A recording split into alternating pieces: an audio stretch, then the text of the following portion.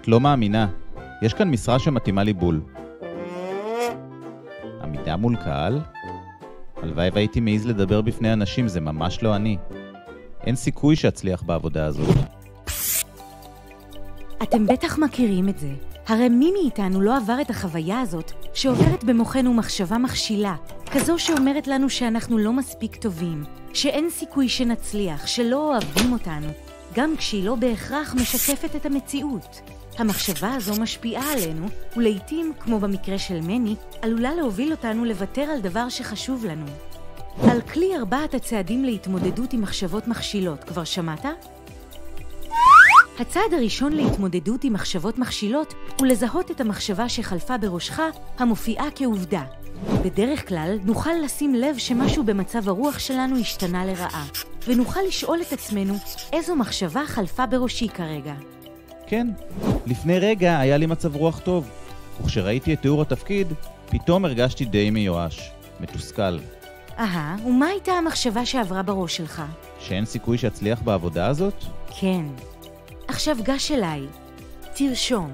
אין סיכוי שאצליח בעבודה הזו. סימן קריאה. כשהמחשבה הזאת מסתובבת אצלך בראש כעובדה, אין הרבה סיכוי שתאתגר את עצמך, תתמודד עם הפחד ותלך לראיון העבודה.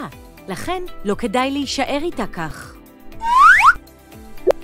בצד השני, אחרי שזיהית את המחשבה, נסה להחליף את סימן הקריאה בסימן שאלה. אין סיכוי שאצליח בעבודה הזאת? כן. אנחנו לא מנסים להתווכח עם המחשבות שלך, רק לעורר כאן ספק. אין סיכוי שתצליח בעבודה הזאת? סימן הקריאה הגדול והמוחלט מתחלף בסימן שאלה. האם אתה יכול לדמיין את עצמך מצליח בעבודה הזאת למרות הקושי? אם כן, תוכל לעצור כאן ולנסות להתקבל לעבודה. אם אתה לא מצליח לדמיין את זה עכשיו, בוא נעבור לצעד הבא. כעת נסה לנסח את המחשבה שלך באופן שישקף הכי טוב את מה שהוא בטוח נכון עכשיו. אני חושב כרגע שאין סיכוי שאצליח בעבודה הזאת. ואיך זה גורם לך להרגיש? זה ממש מייאש. אוקיי, זה מאוד חשוב לזהות איזה רגש המחשבה הזו הפעילה אצלך ולקרוא לו בשמו. אני חושב כרגע שאין סיכוי שאצליח בעבודה, וזה מאוד מייאש אותי. נכון, זה מה שאתה חושב ומרגיש כרגע. חשוב שנבין שמקור הייאוש שלך כרגע הוא המחשבה שעוברת כרגע בתודעה שלך, בלי קשר לשאלה אם היא נכונה או שלא.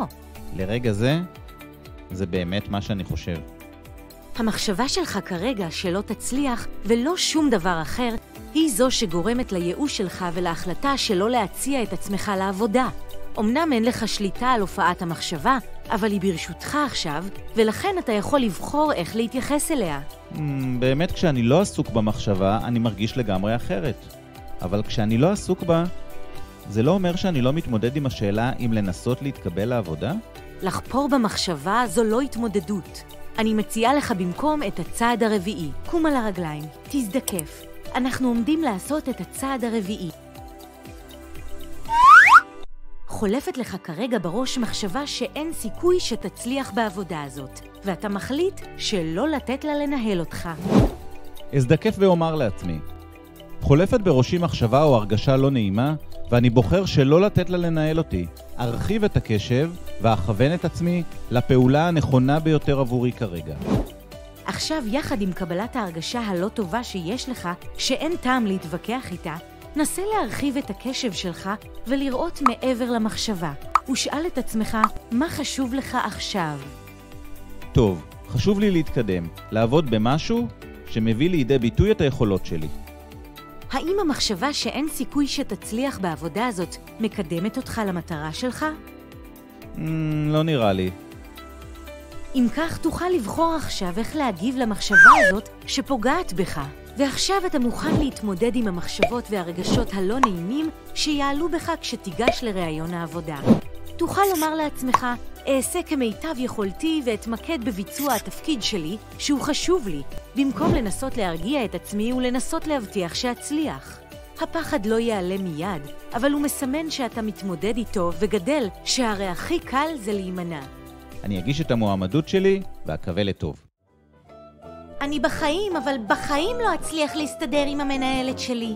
את בחיים לא תצליחי להסתדר עם המנהלת שלך? אשים לב לשינוי בהרגשה שלי, ואזהה את המחשבה שחלפה בראשי, אשר בסופה מופיע סימן קריאה. אחליף את סימן הקריאה בסימן שאלה כדי לעורר ספק, ואבדוק האם אני יכול לדמיין אחרת. אנסח את המשפט כהרגשה או כמחשבה עכשווית שחולפת בראשי, ואכיר בתחושה הלא נעימה המתעוררת בי. אזדקף ואומר לעצמי, חולפת בראשי מחשבה או הרגשה לא נעימה, ואני בוחר שלא לתת לה לנהל אותי. ארחיב את הקשב ואכוון את עצמי לפעולה הנכונה ביותר עבורי כרגע.